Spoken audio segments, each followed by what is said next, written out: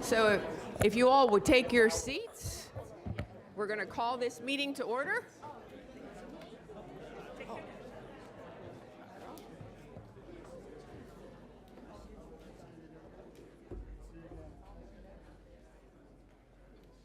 Could I have everyone in their seats so that we can then stand?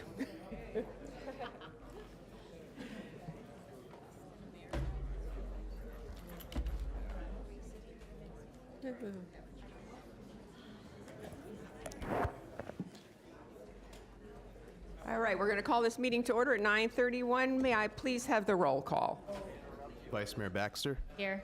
Commissioner Flores, Mayor Marino, Here. Commissioner Powell, Commissioner Sachs, Commissioner Weiss, Here. Commissioner Woodward. Here. Thank you. Commissioner Powell is here. There you go. Thank you. All right. You all please stand if you can.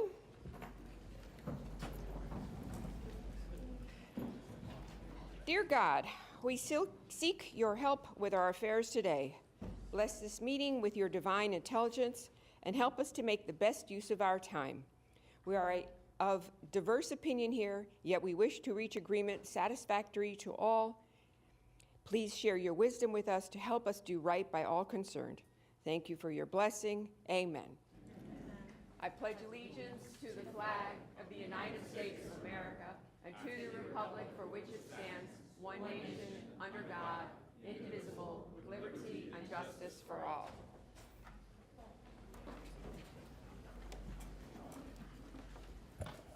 All righty. Additions, deletions, substitutions, modifications, you name it, we got it. Not quite.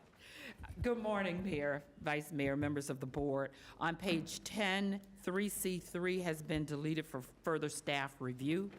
On page 12, 3C5 has been deleted for further staff review. On page 34, 4I has been added on as a special presentation.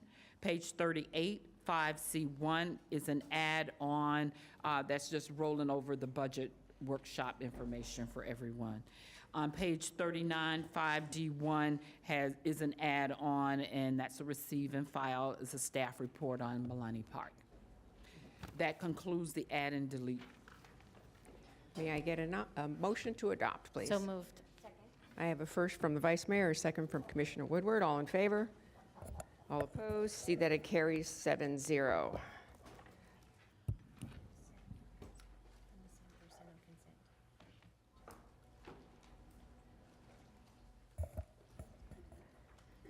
Good morning.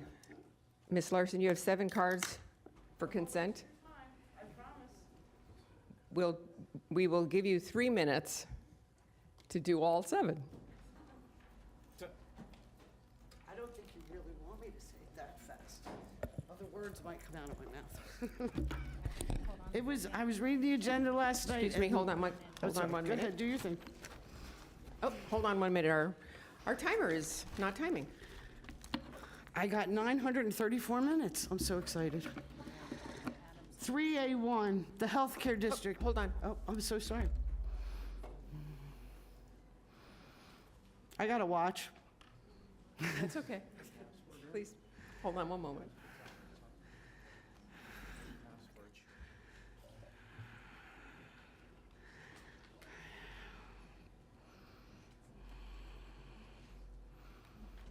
Technology. Pen and paper. Did you know what you're doing?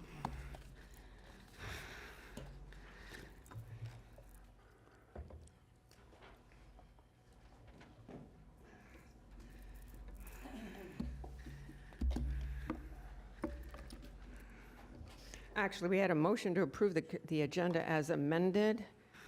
We will need a motion to approve the consent agenda. No, before I speak. Thank you. Okay, before we vote, Ms. Larson, you will have 3 minutes as soon as we get our timer It'll working. get fixed. It's Groundhog Day. Over and over and over again. All right. We do. All right. We're going to just go ahead and give you 3 minutes from, and 8:27. Okay. 3A1, I do not agree with. I just don't. I know why the healthcare district was invented, and somehow during the Obamacare, because I saw this happen, people were sent over to Obamacare instead of going to the healthcare district, you know? And it was created for the working poor of Palm Beach County, so they would always have healthcare. Those babies would be born with the immigrants that were working out in those farms. I watched it. I knew Dr. Brombeck, and I had so much respect for them. You can't know. You can't know. They saved a friend of mine's life that had kidney failure. So I don't think we should not be building buildings. We do have to do housing, but we're not specific. Not using other money, pulling out of one bucket to pay another bucket. We did that with Social Security, and look what happened. Everybody's being threatened every year we won't have Social Security. So please, I think this is against everything that we're about. The airport, please fix it. There was a jet that took off this morning. It was 10 feet above Southern Boulevard going south on Gun Club there. It's just, we're paying for consultants. They said that the jail had hidden things since 1984 on Gun Club Road. There's a lot of pages of failures there. It was hidden, it's just, we didn't see it, it's undocumented. And, blighted parks. Because we have money, do we have to spend money? We have to build new buildings and tear down things and build new things and go after fads, because fads go away real quick, commissioners, and I've seen a lot of them. And the one that really, it got me because it was my birthday, July 29, 2024. We didn't get a grant because we didn't file in a timely manner, but we're filing again, and it's supposed to be for $1.2 million, and it is for one of the things that you want to subsidize, which is substance abuse. And it was so funny because they said substance abuse disorders are overrepresented. It says it in your backup. That's unbelievable because is it or isn't it? So here we're spending, but I'm glad you're going after the grant again. I hope you get it in a timely fashion, because in your 7A1, your request, someone did request to, give you guys a heads up so you will get things done in a timely fashion. I'm only saying it because I'm trying to help you do that, because we're failing, commissioners, and badly.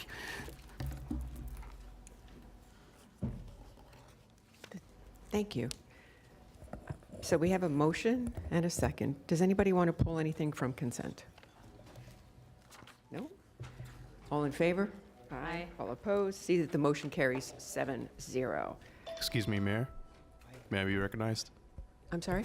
May I be recognized? Sure. Could we have the maker and the second restated for the record? I made the motion to accept the consent agenda. And Commissioner Woodward made the second. Thank you. Now we're on to the fun part. I'm sorry? Oh, we have two lights on, Commissioner Weiss and Commissioner Sacks. Commissioner Weiss, go right ahead. Thank you, Mayor.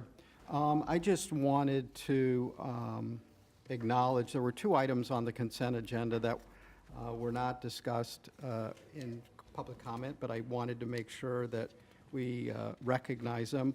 One is E32, and that is to provide funding for an outreach, homeless outreach folks from the Lord's Place. I just want to thank staff. I want to thank the folks from the Lord's Place, the people that are on the street and helping our families and folks that are out there, and also working with Integrated Healthcare Systems of Riviera Beach and providing mental health services. This has been something we've been after and talking about for quite some time, and it's finally come to fruition, and really appreciate that.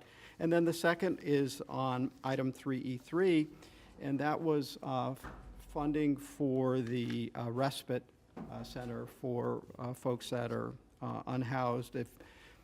It's being hosted by Salvation Army, and I want to thank the Salvation Army and our other community partners that have also helped this make a reality. What was happening in the past is, unfortunately, people that are unhoused or homeless go to the hospital, they get treated, and then they're released and put back out on the street, and a lot of times they need additional support services as they're making their recovery. And this is a place for folks that need that kind of respite to make a full recovery, get back on their feet, but it also integrates them in with the rest of our services.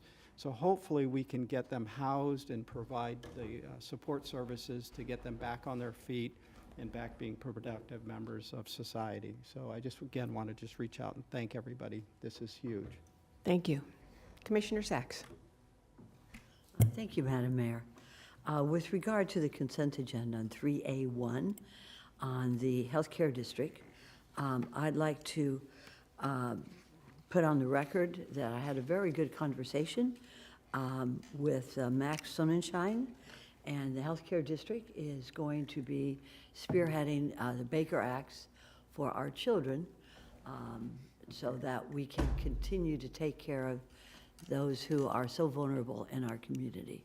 I know that it was left out by another hospital, but in the way that the healthcare district works so beautifully within our community for healthcare, they are going to pick that up along with finding a place to go, because part of the reason why healthcare district is getting the $10 million with all of our approval is that somewhere to go in the model that they have is a place for housing for the homeless.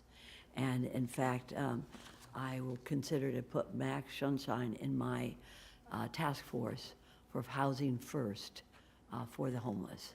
So I want to thank her on behalf of all of the people in the healthcare district.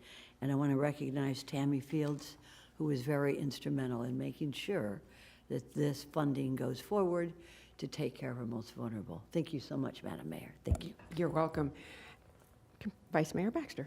Thank you, Mayor. I'd like to ask, I would like to make the motion to reorder the agenda to take the sheriff's item prior to special presentations. Anyone object to that? This way we can get the sheriff in and out quickly? All right. So Can I get a second? I have a motion. I have a second. I have a motion from the Vice Mayor, a second from Commissioner Sacks. All in favor? Aye. All opposed? See, the motion carries 7-0. Thank you. Okay, so we are going to invite the sheriff up, which would be, let's see, item 5B1.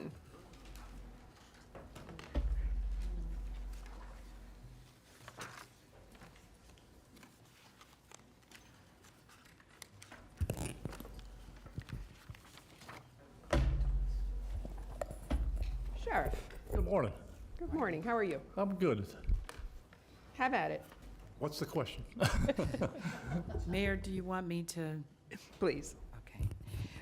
Good morning.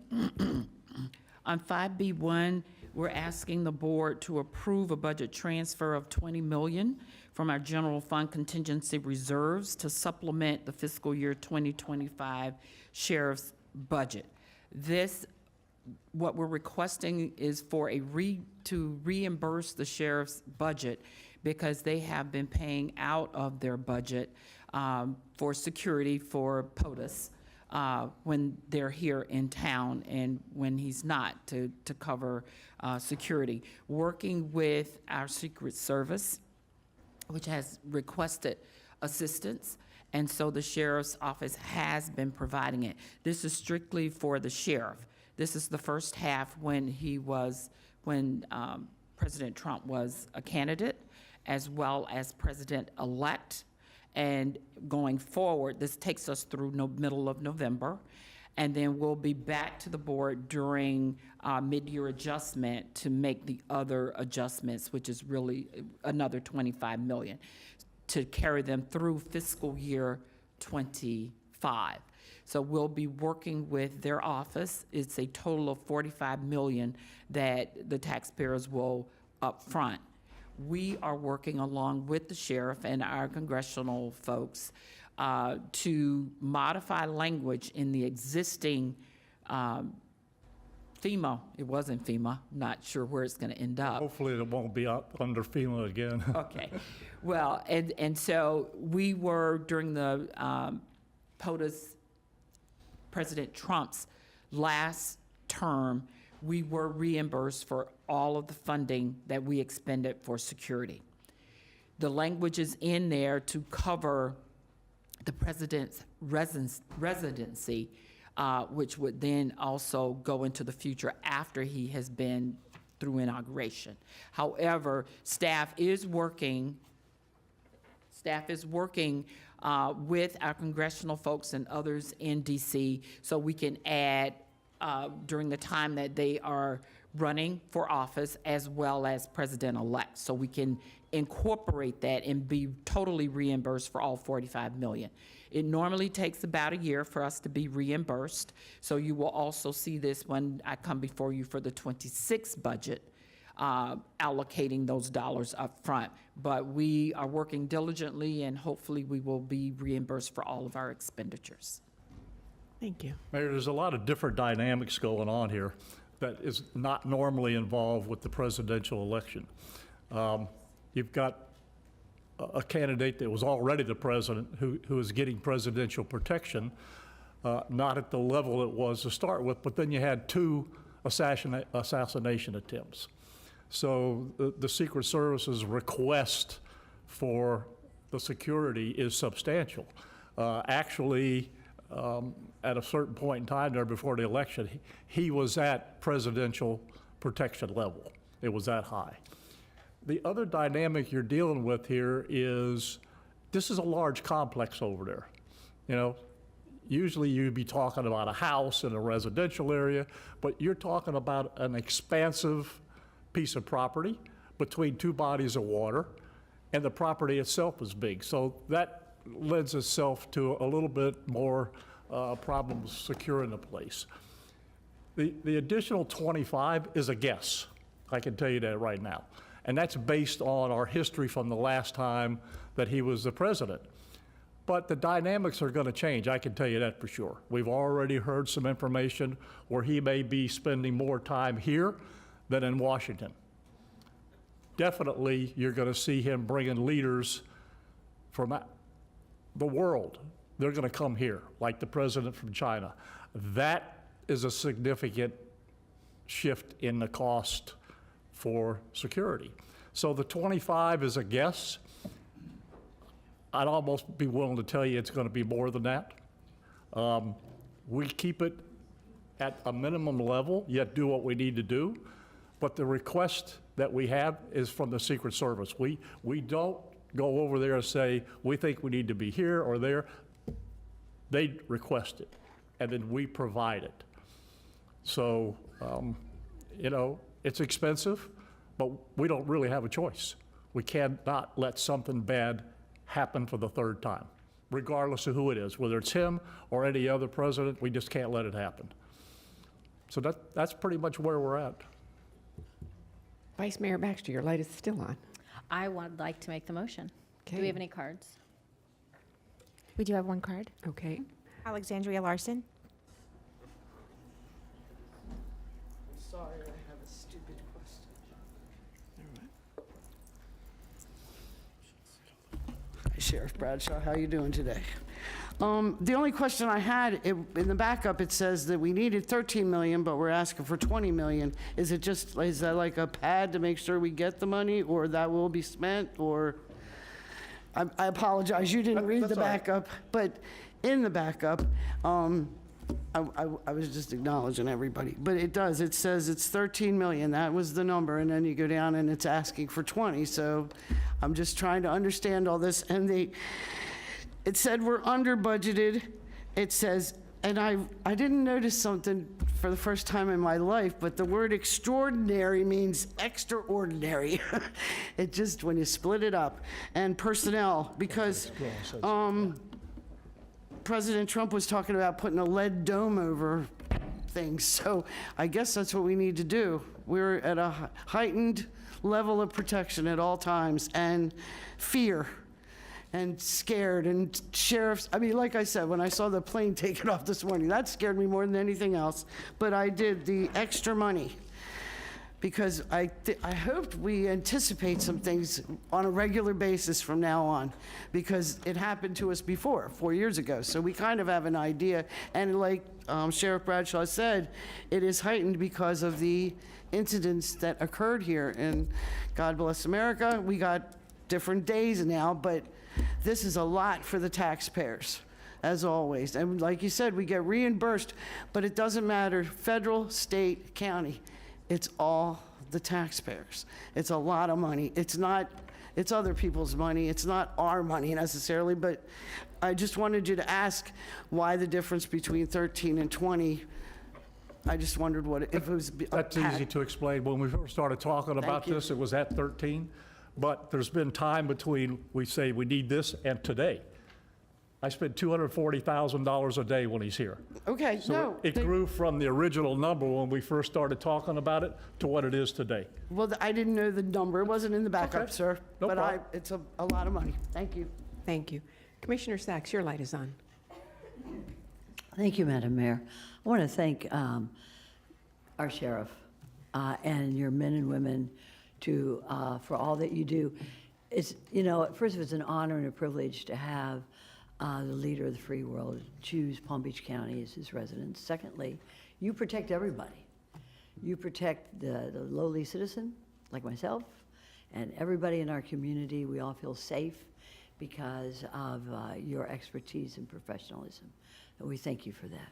Well, I know that there's always an issue with the traffic over there with the barricades and how the traffic flow is going to go. But look, we can't let a New Orleans happen.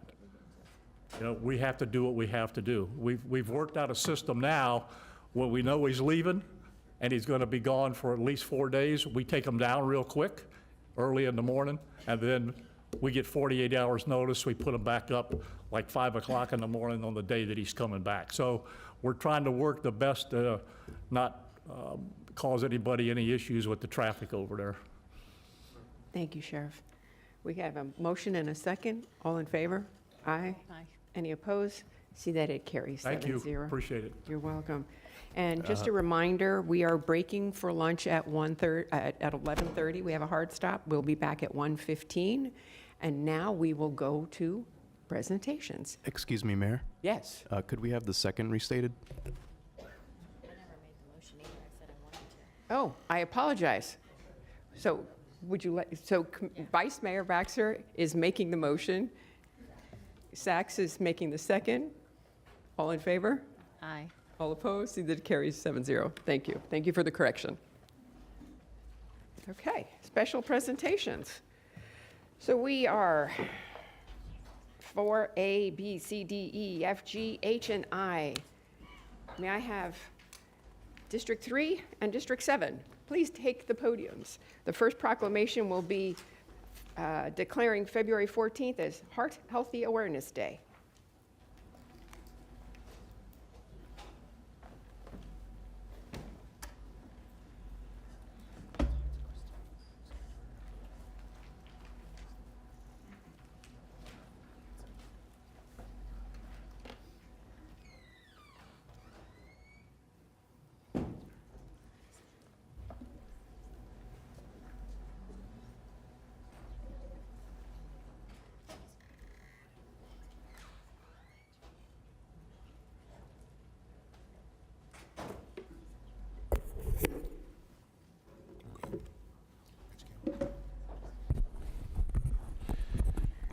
All right.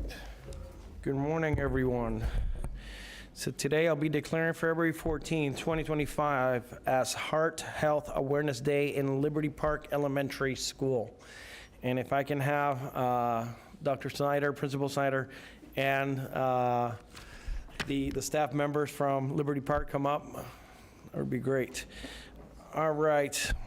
Whereas cardiovascular disease ranks as America's #1 killer, and whereas 14% of children and teens in the U.S. either have high blood pressure or are headed towards it, and whereas young people with heart disease and stroke risk factors are more likely to have cardiovascular disease as adults.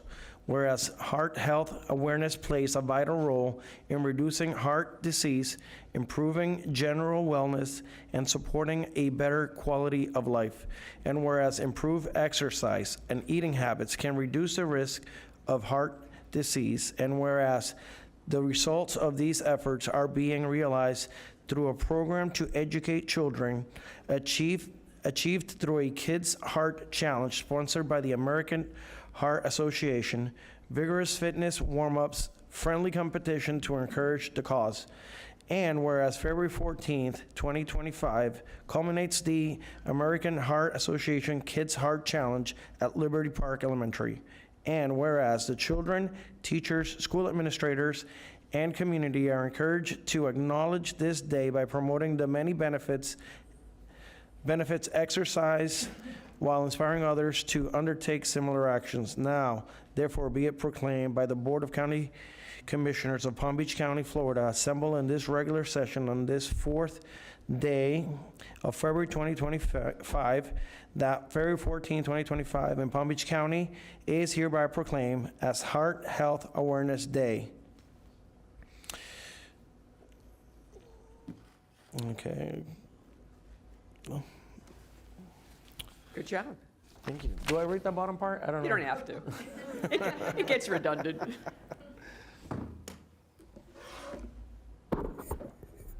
Thank you, guys.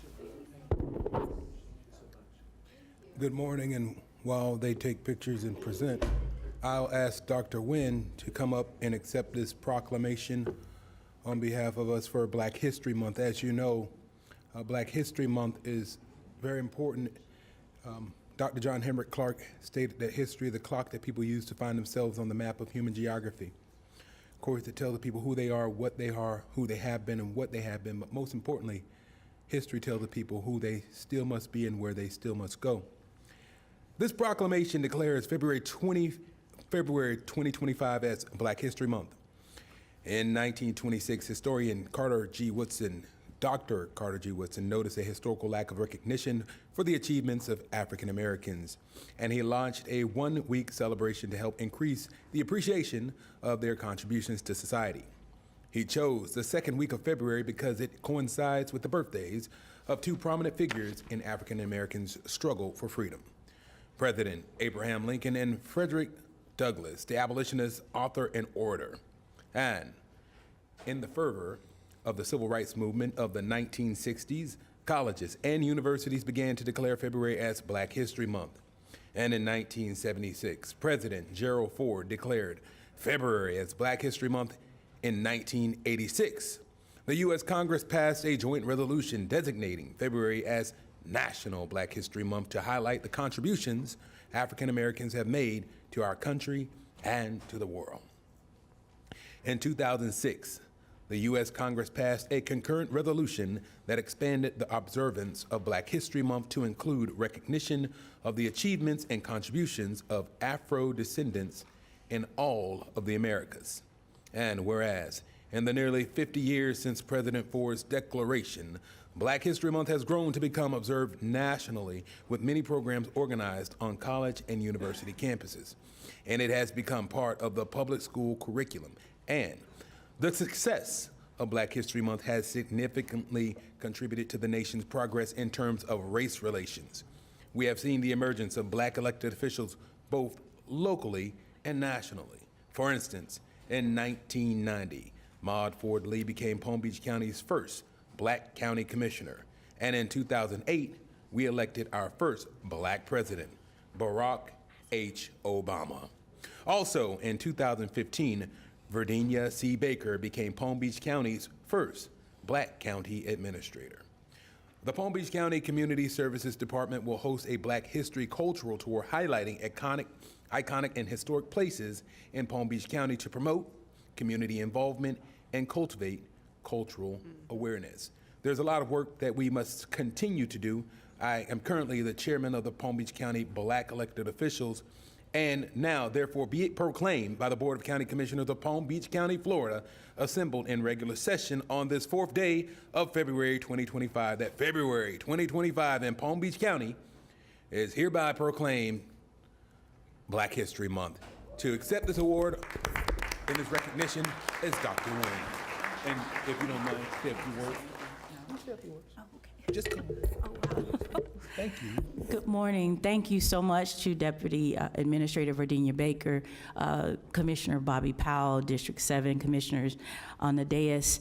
Thank you for establishing and presenting this distinctive proclamation in recognition of Black History Month 2025. And it is most important that every February throughout the year that we celebrate the achievements and accomplishments of African and African Americans and those who continue to make a difference. Whatever success we attain and now and in the future is a result of standing on the shoulders of greatness, and this is a prestigious honor, so thank you.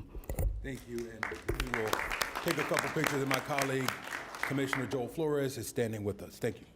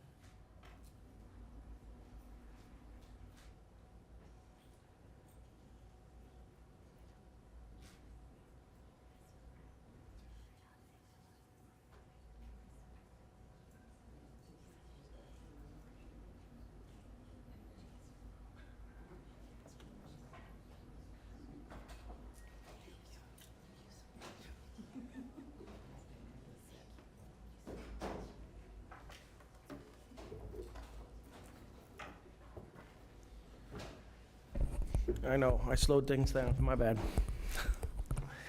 I thought it was important that I joined. All right, so, I'd like to invite Dr. Ayala Collazo and all of the engineers in the county to come before us. We are declaring February 16th through the 22nd as of 2025 as National Engineers Week, whereas National Engineers Week was established in 1951 to help increase public understanding of engineering profession and to recognize those who professionally protect the public health, safety, and welfare. And whereas engineers use their scientific knowledge and skills in creative ways to fulfill society's needs, and whereas engineers face major technological challenges from rebuilding towns devastated by natural disasters and designing an information superhighway that will speed our country towards the 21st century. And whereas engineers encourage our young math and science students to realize their practical power of their knowledge, and whereas we will be looking to engineers more than ever for their knowledge and skills to meet the challenges of the future. And whereas we applaud the engineers working in Palm Beach County for the significant contributions they make to enhance our local quality of life. And whereas Palm Beach County Board of County Commissioners recognize the value of having engineers on staff by offering approximately 100 positions that utilize an engineering degree, spanning departments such as engineering and public works, water utilities, planning, zoning, and building, fire rescue, information system services, facility development and operations, environmental resource management, airports, housing and economic development, parks and recreation, and county administration. Now therefore be it proclaimed by the Board of County Commissioners of Palm Beach County, Florida, assembled on this regular session on the 4th day of February 2025, that February 16th through the 22nd, 2025 in Palm Beach County is hereby proclaimed National Engineers Week. Would you like to say a few words, Isabel? Good morning, Mayor, Vice Mayor, and Commissioners. And Commissioner Flores, thank you for the recognition on behalf of all the engineers that join and work for the county in the different county departments. I can only say it's awesome to be an engineer and to dream about what can be and how to make it happen. We're here to serve the county, and I think we carry that responsibility with great pride. Thank you.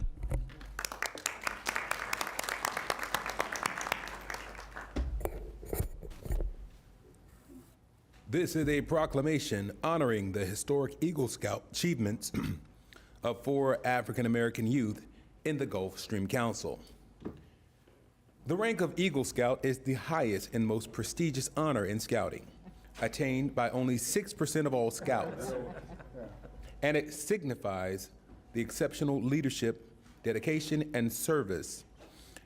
And whereas Jayla Rollins, Caden Mansfield, and Natasha Stubbs have made history as the first African American female scouts in the Gulfstream Council Lighthouse District and the state of Florida to achieve the Eagle Scout rank. And whereas Delvin Scott is the 4th male scout from Tabernacle Missionary Baptist Church Scouting Program to earn the Eagle Scout rank, contributing to the legacy of excellence within his troop. And Jayla Rollins, at age 16, is also the first African American female in Florida to earn both the prestigious Arrow of Light Award at the Cub Scout and the Eagle Scout rank, having earned 27 merit badges in her journey. And Caden Mansfield, age 17, earned 30 merit badges, completing all of the rigorous requirements to earn the Eagle Scout rank distinction. And Natasha Stubbs, age 16, earned 31 merit badges, exemplifying dedication and perseverance as she completed the challenging path to Eagle Scout. And Delvin Scott, age 16, earned 28 merit badges and demonstrated outstanding leadership, commitment, and achievement on his journey to becoming an Eagle Scout. And these 4 remarkable young people have shown extraordinary dedication, perseverance, and leadership, and serve as an inspiration to all who aspire to reach their full potential. At this time, can all of the Eagle Scout members and the troop leaders please come up as we, as Palm Beach County now therefore be it proclaimed by the Board of County Commissioners of Palm Beach County, Florida, assembled in regular session on this 4th day of February 2025, that the board is hereby honoring the historic Eagle Scout achievements of 4 African American youth in the Gulfstream Council. And you 4 are the ones that we're honoring. Can you wave at everybody? Y'all wanted to say a word real quick?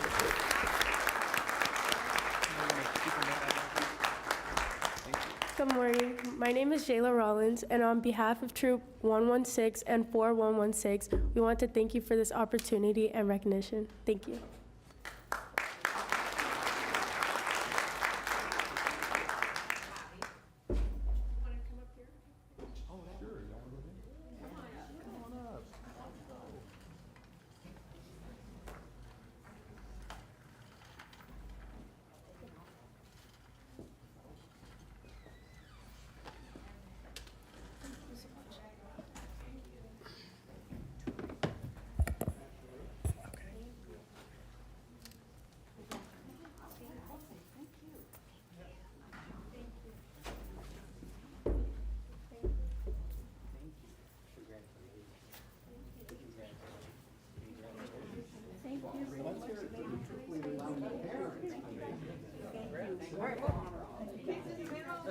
Thank you so much. Chairs on the side, like in the kids, or maybe in the back. Nice to meet you. And thank you. Great work. I bet you do.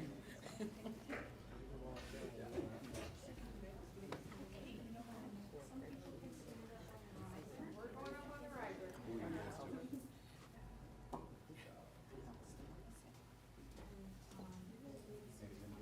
You should be in the middle. Everyone knows this is about one thing.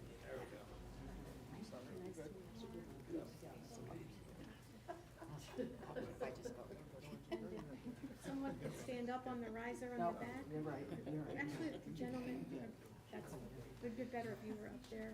Oh, There we go. That's great.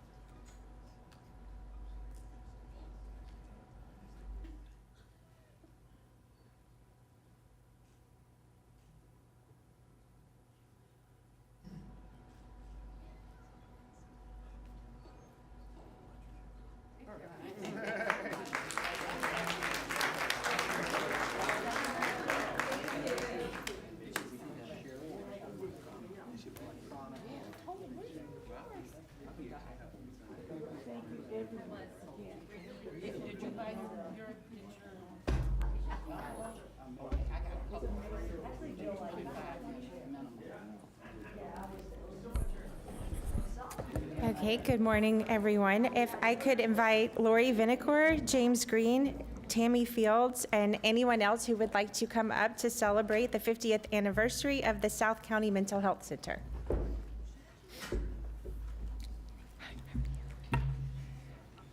Tell Joseph I hope he feels better.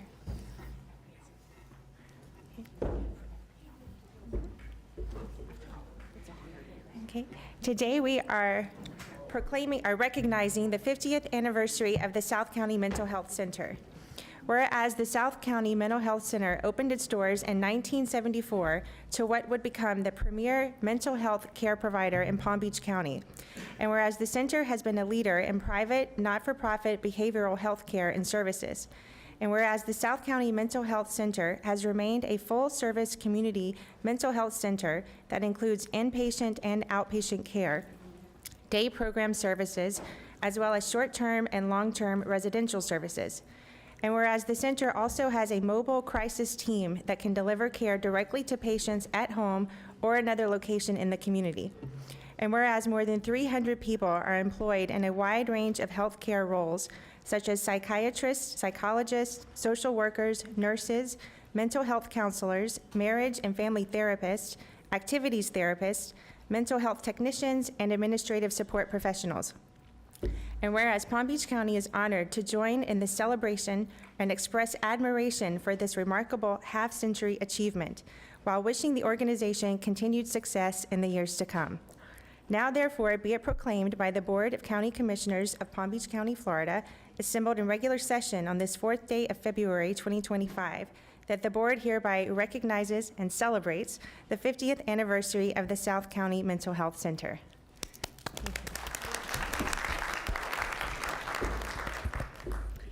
Wow, thank you so much.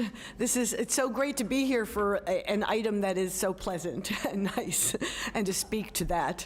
Yes, definitely. I am Lori Vinecore, the president of the governing board of the South County Mental Health Center, and the CEO, Dr. Joseph Spiker, said he's so sorry he couldn't be here. And he wants me to tell you that he had oral surgery on Friday and it didn't work out so well, so he is in a lot of pain.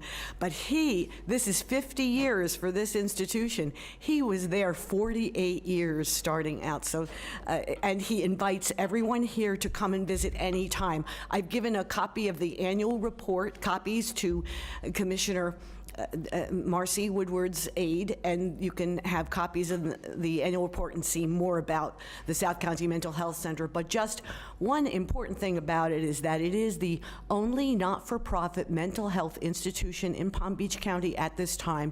And a few years ago, we helped out tremendously when there was a need in Belle Glade, and we took over some of the, we have a facility out in Belle Glade, which is helping those out in Belle Glade. So we really span the entire county. Thank you so much for this, this wonderful proclamation. I'm going to ask Mr. Patrick Glover to come up for this proclamation declaring February 8th, 2025 as Lion Order Gold Health and Wealth Symposium Day. Whereas Palm Beach County is committed to recognizing that its growth and prosperity depend on the health and wealth of residents, and that community outreach can help citizens with health or financial challenges. And members of Lion Order Gold LLC, led by Patrick Wesley Glover Sr., work with partners such as the University of Miami, Sylvester Comprehensive Cancer Center, and Epilepsy Alliance Florida to provide access to high-quality, free health screenings and to help bring awareness to the community. Lion Order Gold LLC hosts a symposium, a fun-filled day to provide information to the public and to promote local and state collaborations to enhance the health and wealth of all members of our communities. And as a community, our health and wealth is connected, and we are stronger as a county, state, and nation when we work together to improve everyone's well-being. and the Health and Wealth Symposium Day exemplifies dedication and commitment to improving the health and wealth of Palm Beach County's residents and the well-being of the entire community. Now, therefore, be it proclaimed by the Board of County Commissioners of Palm Beach County, Florida, assembled in regular session on this 4th day of February 2025, that February 8th, 2025, in Palm Beach County is hereby proclaimed Lion Order Gold Health and Wealth Symposium Day. Mr. Patrick Glover. Thank you.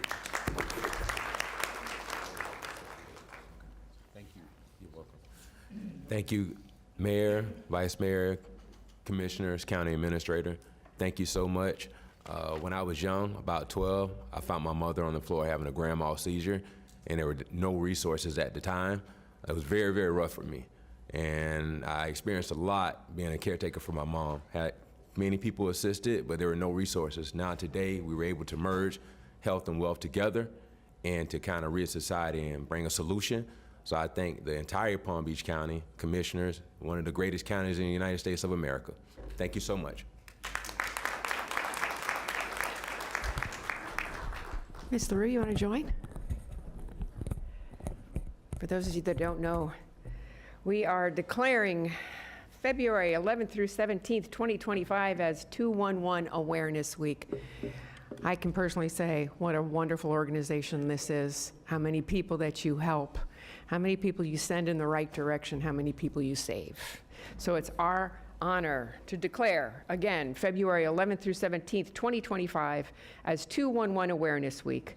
Whereas 211 Helpline has handled over 3 million calls since its inception in 1971, and tens of thousands of people reach out to 211 for help each year. Whereas 211 is a central access number where individuals and families can find life-saving crisis support, guidance, and hope. And whereas people who struggle with mental and emotional health, addiction, and the ability to meet their basic needs of housing, utility payments, food, and other concerns can call 211's caring staff who listen to all callers and provide available resources to help them strategize and solve problems. Whereas 211 also has specialized advocacy and support programs for the community that include caregiver support, Help Me Grow, Elder Crisis Outreach, and 211's life-saving Sunshine daily calls for lonely and isolated seniors and caregivers. And whereas 211 experts provide assistance for the 988 Suicide and Crisis Lifeline, first responders, the Florida Veterans Support Line, and other specialized groups and their families. And whereas any residents who are overwhelmed in crisis or just need to talk can be assured in knowing that 211 is available to help 24 hours a day, 7 days a week, 365 days a year. So now, therefore, be it proclaimed by the Board of County Commissioners of Palm Beach County, Florida, assembled in regular session on this 4th day of February 2025, that February 11th through 17th, 2025, in Palm Beach County is hereby proclaimed 211 Awareness Week. Would you like to say a few words? Thank you. Thank you so much, Mayor, Commissioners, and county staff for those kind comments.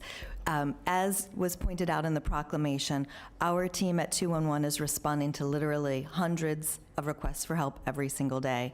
I want to drive home the point that each of those statistics, while dire, represent a living, breathing human being that has family and friends, loved ones that you may know, that you may love. It could be you. We take calls and help every single person, which is one of the reasons I love this work so much. Before I close, I want to give you a quick update on our capital campaign. We are very excited to let you know that we have met our preliminary goal, and we will be inviting you to a groundbreaking very soon, so keep an eye out for those invitations. And just in closing, let me say again that if you or someone you love don't know where to turn, our caring, trained people are there for you every hour of the day. So thank you again so much for the support and recognition.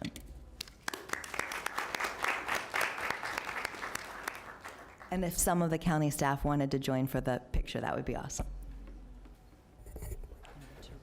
All right. Well, good morning. And I have the honor of presenting a proclamation this morning. We are declaring March 3rd through 7th, 2025 as Flood Awareness Week.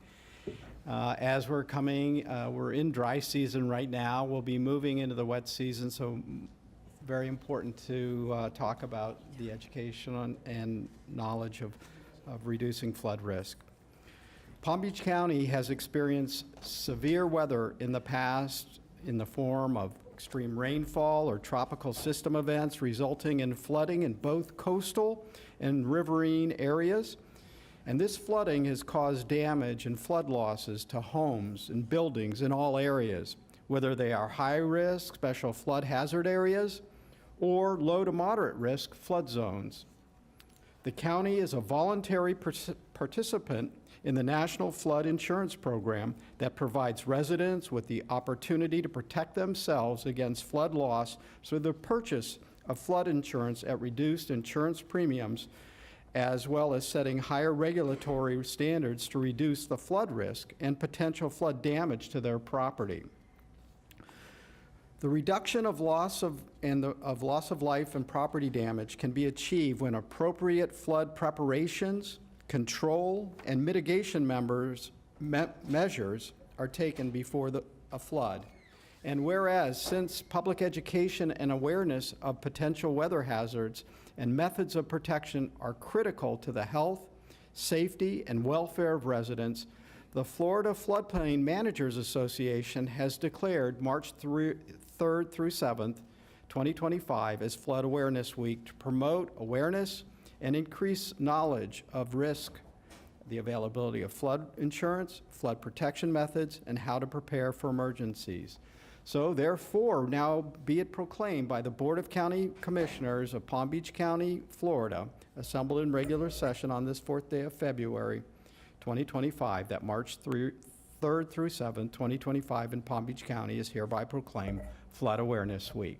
Congratulations, and thank you for the excellent work you all do in helping us prepare and mitigate and recover after such weather events. And who's going to be speaking? All right. Thank you, Doug. Thank you very much. Thank you, Commissioner. Thank you, Mayor, Vice Mayor. You know, we appreciate the support that the Commission has given us. 50% of floods occur outside special flood hazard areas every year. That's a fact. So just because you're not in a high-risk flood zone, you should still have flood insurance. Anywhere it rains, you can flood. And so, I mean, that's the message that we're trying to send, and we want everybody, you know, we got the new maps. We're working through the issues that are coming out of those too. So we appreciate your support, and, you know, we'll do our best to not disappoint. Thank you. Thank you, sir.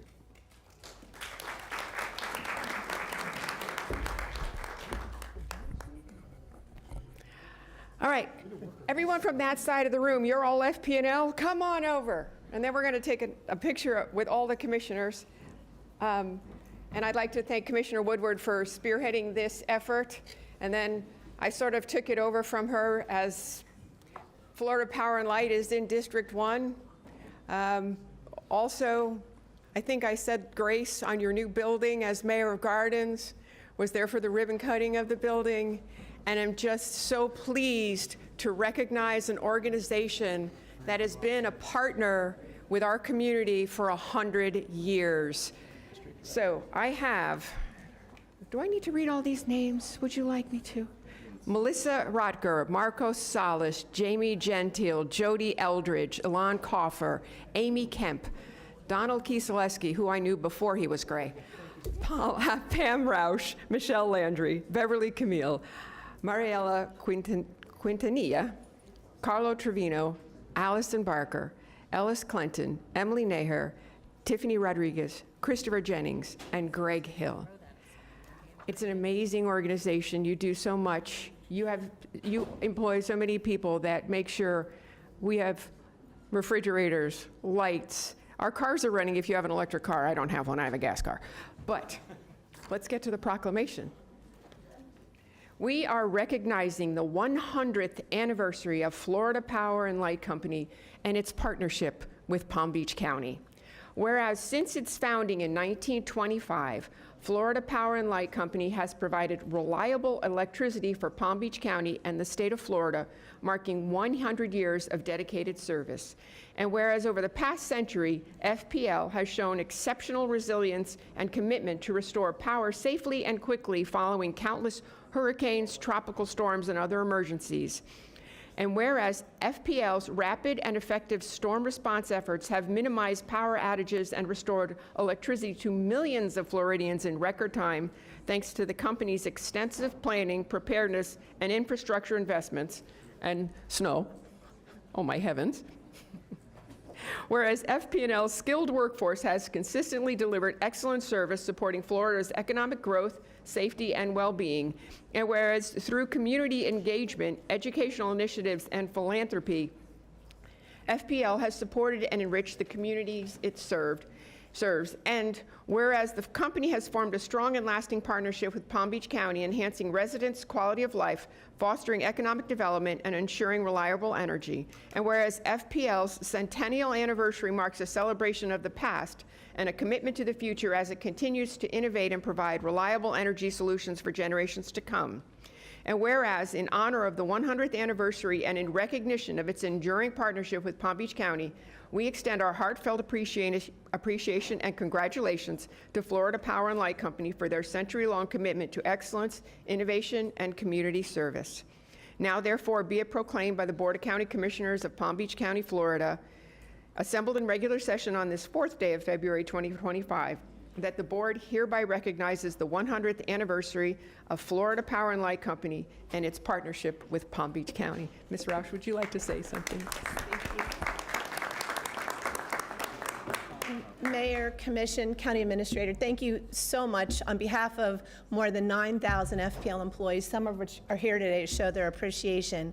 Thank you for the proclamation, but even more importantly, thank you for your long-standing partnership. You know, I think we share this centennial birthday with 3 cities within our great county. We share it with Boca Raton, Jupiter, and Gulfstream. So we have been a proud partner serving this area for 100 years, but also a proud member of this community headquartered here for more than 4 decades. And you know, we started with very humble beginnings. We were a patchwork of enterprises 100 years ago. We had an ice plant, we had a sponge boat, we had 35 mules, and we have grown into the America's largest electric utility. And we are here serving the fastest growing state in the country with one of the strongest economies in the world. And so we are so excited that we get to be part of such a dynamic community, and we are so grateful for the partnership that we have with you to continue to do what we do, to help you continue to do what you do. And you know, as we look back on this centennial year, we're really proud of how far we've all come. But what we're even more excited about is looking forward to the next 100 years and serving you and all of our customers. So thank you for this recognition on behalf of all of us.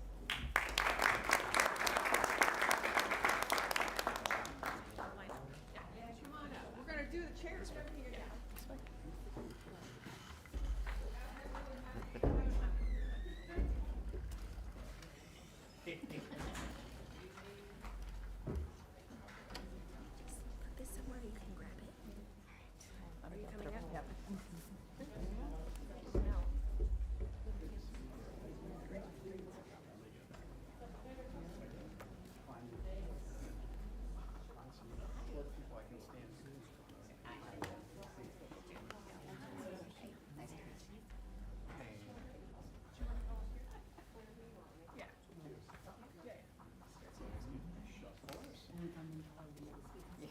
Anyone under 5'5"?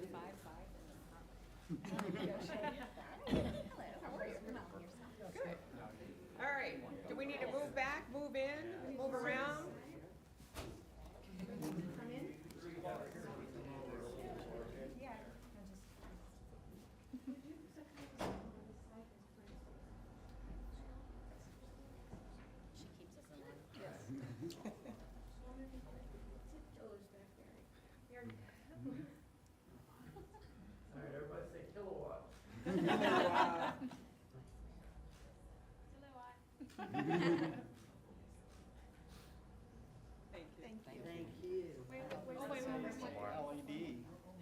Oh, we get the official FP&L, you know, it's going on the annual report. Hold that ladder. Zero today.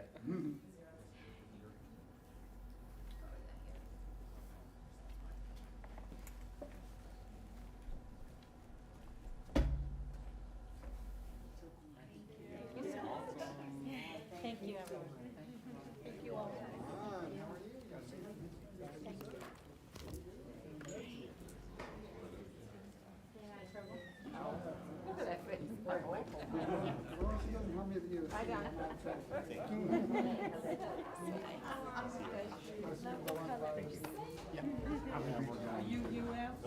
No, I went to FIU.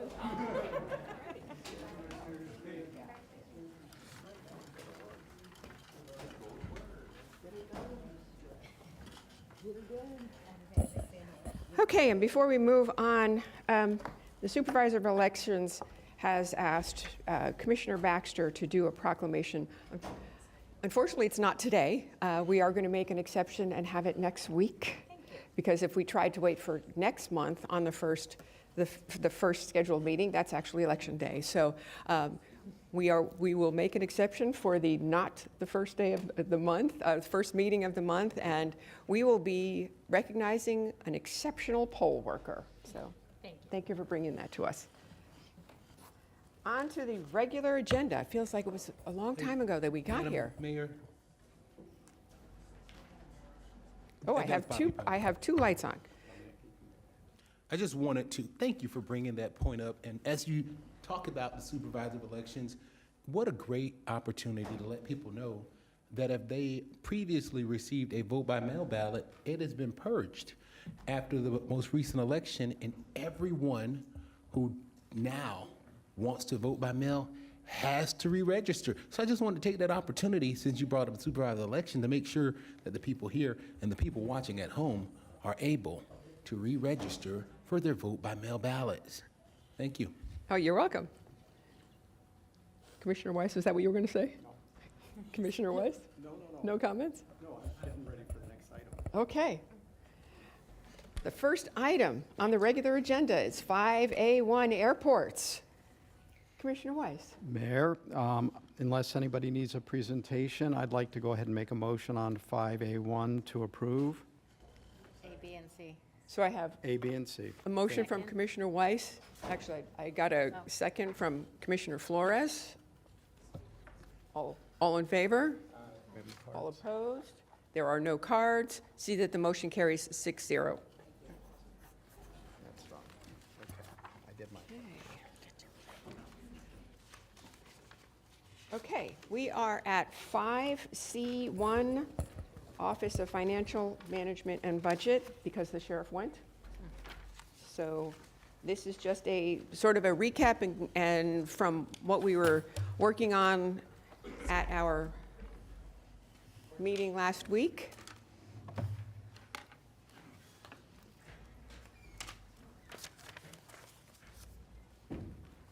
And I think this is really just to make sure that the strategic priorities that the board had set are what we still want to keep going forward with as you build our budget for this coming year.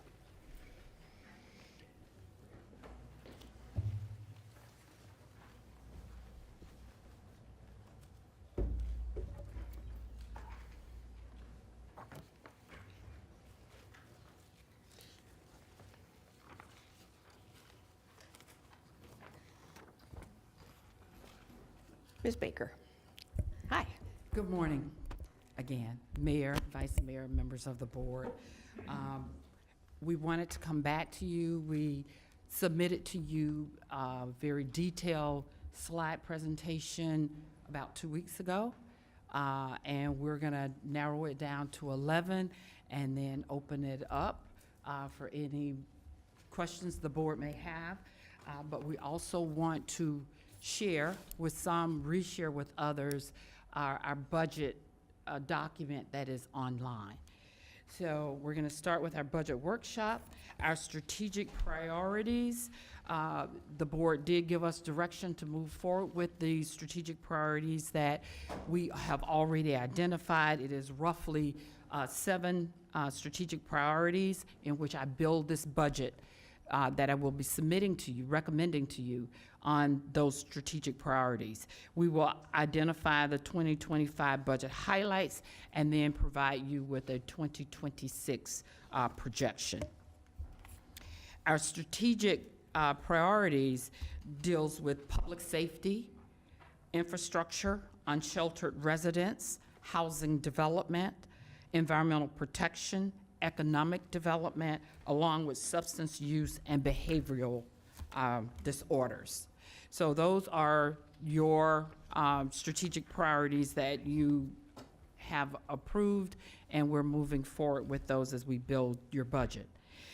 For our 25 adopted budget, the highlights, of course, fiscal year 25 covers October 1 of 2024 to September 30th of 2025. Our millage rate is 4.5 mills, and for the second consecutive year, we have held that millage rate. Our property values increased 9.6% for 25 over 24.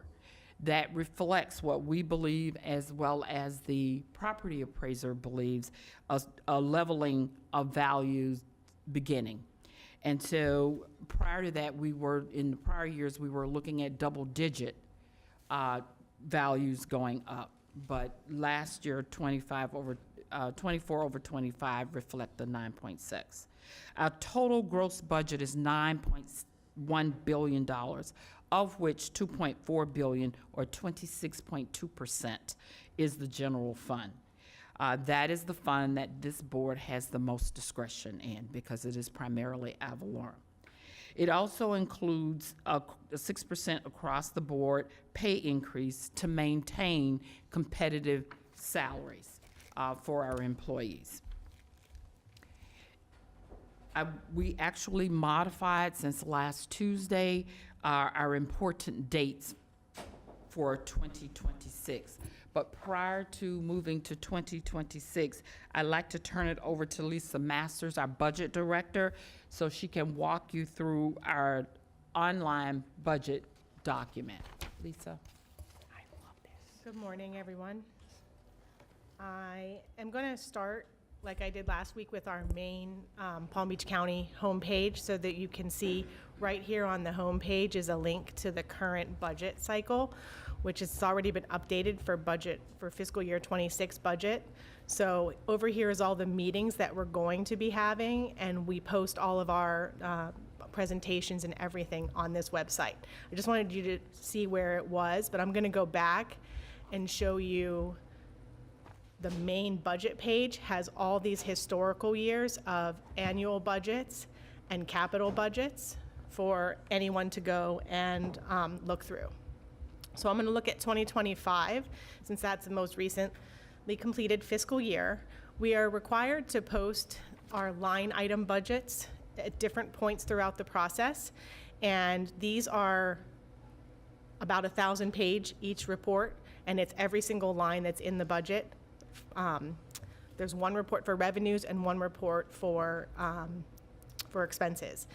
And we also, this year for 25, we added normally it's organized by numerical order, like fund department unit, but we added a different version that's organized by department, so it's easier for you to look at the department. Okay, hold on one second. Yep. Vice Mayor Baxter has her line on. Okay. Hi. Hi. Are these PDF documents? Yes.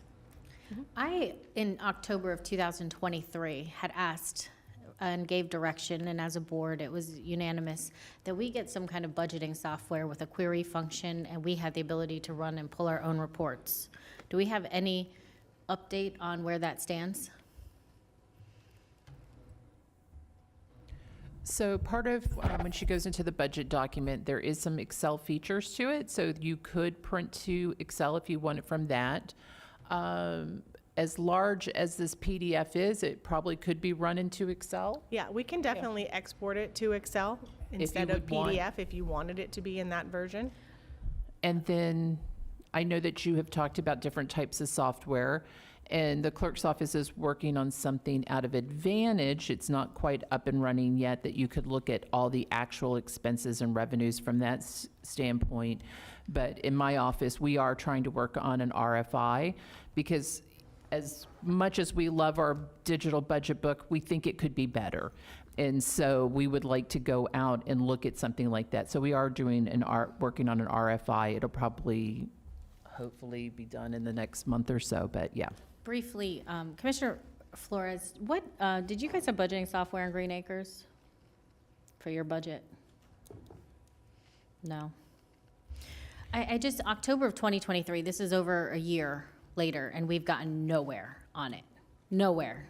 Still the same place we were, I mean, to us. We have nothing new, no new tools, nothing we can run, nothing we can do. I would like to see some progress and an update within the next 60 days, if you would please, because we're coming into budget season in July.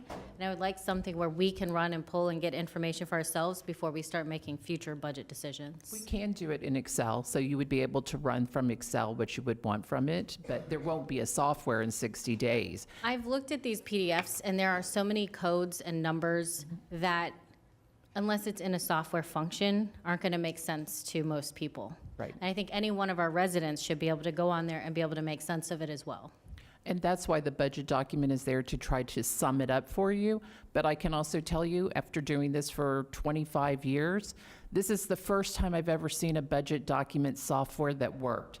And in my past career, we've bought a software that just never produced what we thought it was going to produce. So it's come a long way in 25 years from my mind. So, but yes, we'll look at it too and stuff. But Thank you. Commissioner Flores.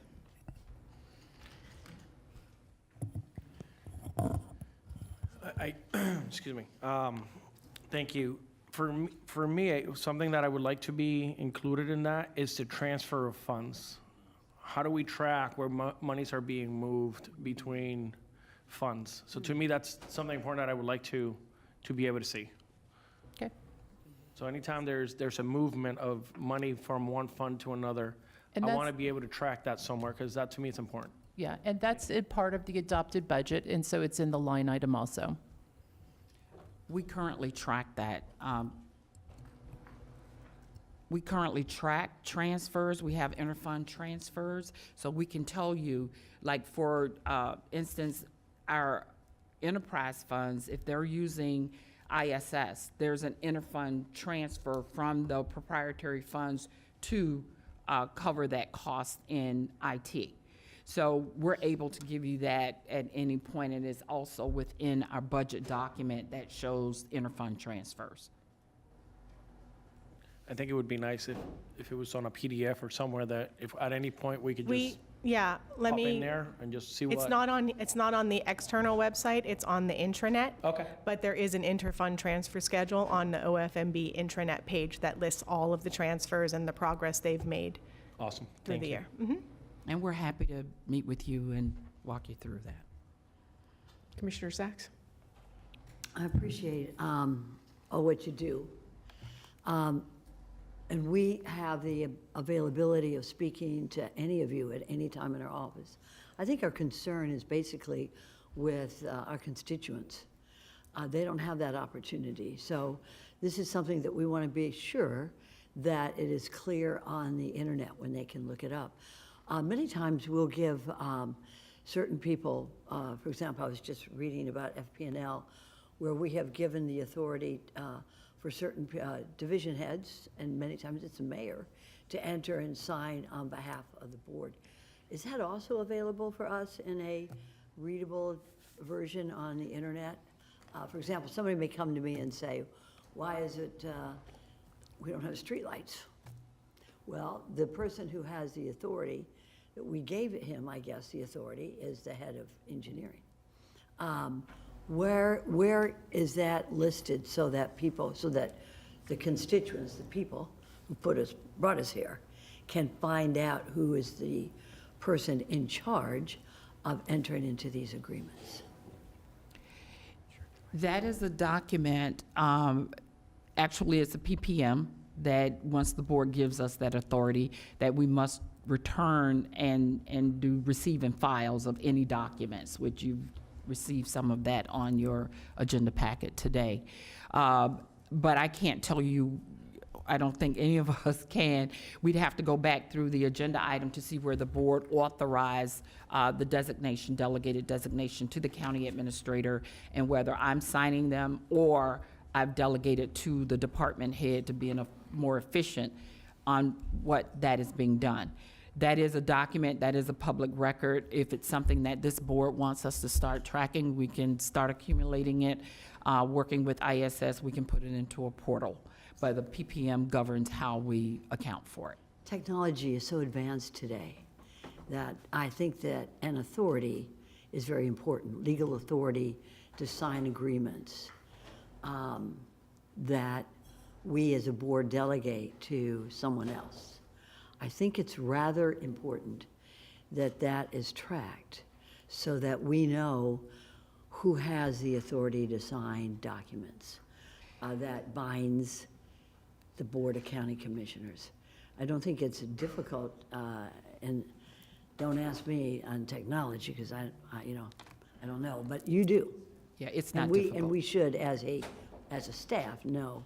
I would be very interested to know who has the authority, whose authority have we delegated as a board to enter into agreements with private entities on behalf of the people of Palm Beach County.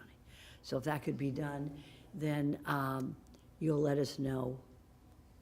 It is currently recorded when you give the know approval it in is the recorded. minutes. But we can definitely work together to pull every department. We can show what authority they have to sign off.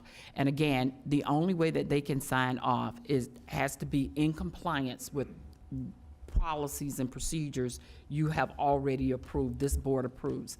Anything outside of that has to come back to the board. I understand that. I know, though, that we give authority to division heads or to the mayors or to the county administrator, and it's important that the people know No who has problem. that authority. We can do Thank you, that. Ms. May. Would you allow Lisa to kind of walk Sure. through? Okay, the other thing I did add to the website for 2025 was a fund list and a department list, because we heard that, you guys don't know what codes the funds, what department they relate to and what the department codes are. So we did add comprehensive lists of all the funds and what department they're for and all the department codes and what they're for. We also have PDFs of our budget fact sheet, which you've all seen, the one pager, our short 10-page budget and brief, and the PDF of the annual budget document. But the digital budget book is where you can really interact. So that's what I'm going to talk about. So the budget book has all these different sections, the introduction, and you can just click through them all. I'm not going to click through them all. There's an overview. The sources of funds is the revenues. The uses of funds is the expenses. Some other budget summary information. There's a whole bunch of budget information by department. Then there's a capital improvement section, which that's a really exciting improvement this year. A section on debt and supplemental information, and all of this information that we have here is required for the GFOA Distinguished Budget Presentation Award, which we've gotten every year since 1986. So I'm going to go through the sources of funds just so you can see that this is the $9 billion budget that we've been referencing. And it shows you a chart with some history, and you can interact and see what the actual dollars are behind each year. And there's some descriptions to explain what's in the different revenue sources, some analysis, some pie charts that break down the 2025, and then here's some history of all the different revenue sources. And when you get to these mountain charts, every time there's a mountain chart like this, there is a spreadsheet breakdown that you can expand, and this has every line item under each different type of revenue source that adds up to the $9 billion. You can also interact and you can change the chart if you don't like the mountain. I like the mountain. You can see the stacked column or different column. So there's, you can interact a little bit and you can see all of the historical figures behind it. So that's the total budget. Then we have it broken down by the different fund types, and this is the general fund, the $2.4 billion that we were referencing, has the same charts as for the overall budget. just for the general fund. So these, and all of these charts tie to all of the presentations that you've received from us in the past. On the expenses, we have similar charts, the different pie charts, expenditures by fund, so you can see this is the general fund out of the total, 26% of the total.